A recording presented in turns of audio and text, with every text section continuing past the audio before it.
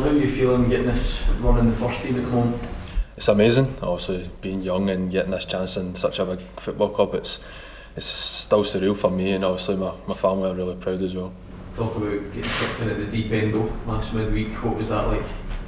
It was crazy, but that's the games that I want to be playing in. I want to be playing Champions League games with this football club, and we just need to also pick ourselves back up for that tough defeat against Liverpool and Ibrox and bounce back and go again. Do you think you can be better from that experience moving forward? Because not only the sort of footballing difficulty on the right, but psychologically for a young defender to be on the receiving end of that and then have to go again at the weekend and maybe go again in the League Cup. It can be tough, but we win as a team and we lose as a team, so we're such a tight-knit group, and we'll always bounce back for tough moments like that. I mean, at the moment you replace Connor Goldson, someone who seems to play all the time since he came, even though he's out of the team, is he still the type that gives you plenty of time? He's still here, he's still around the training ground, so it'll be massive to get obviously pointers and tips from him just day in, day out, and obviously to see him around the building as well will give us confidence. Because there is quite a few injuries in your position, does this feel like a big opportunity for you to step into that first team fold and show exactly what you can do? It's a massive opportunity, but it's up to me to take that opportunity. Also the boss has showed that he can play players in different positions as well, so it's up to me to take that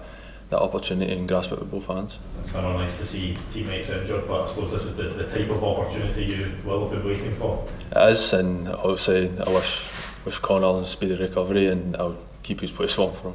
In terms of your development, just over the last few weeks, have you seen a difference in yourself, whether it's on the pitch, whether it's mentally, because you've been playing at a lot more games and more consistently at a higher level? To be honest, I've not had much time to obviously think about the games that I've played in, because the games are coming so thick and fast, but once we get a wee bit of a break, I'll be able to look back and actually reflect on what's happened this last hectic few weeks.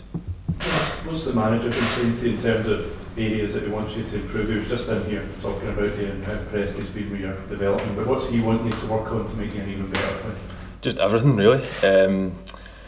We touched base a few times during the week as well, just to give a few pointers in the last few games, and also working closely with all the coaching staff and also the senior players as well. So it's just about getting as much information and experience as I can at this young age. Is there players that you've watched coming through growing up that you maybe think you like to model yourself on, things that you've taken from their game? No, not necessarily, no, because I've not always been a defender. When I was also at boys club level, I was a bit higher up the pitch, but once I started to get older, they're just like, no, you get back there, son. So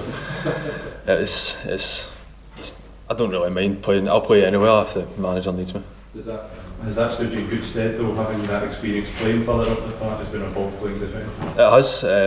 Also, you need to be able to play with the ball at a club like Rangers, so it's always going to stand in good stead for having to play in front of 50,000 at Ibrox.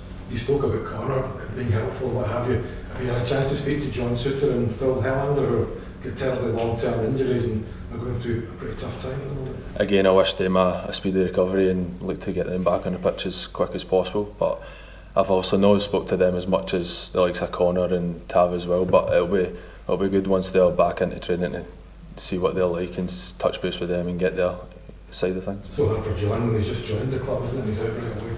He's a great player, and you've seen that in the games that obviously he's only played a few games, but we've seen him in training. He's a great player and he's a great guy off the pitch as well. Been linked with a couple of clubs already. Are you aware of that sort of speculation? How does that make you feel? To be honest, I just concentrate on the job that I've got here. I don't really pay attention to anything that's outside these gates and four walls. How much do you think public wages are actually helping the development? You know, how many years do you see yourself here developing, becoming that sort of first team player? I only just see this as the start, being a young one and getting flung into the first team at such a young age. You obviously see the likes of Alex and Adam and Charlie as well getting their chance, so being a Rangers fan as well, it's amazing. What's your family saying to them? They're just happy if I'm happy.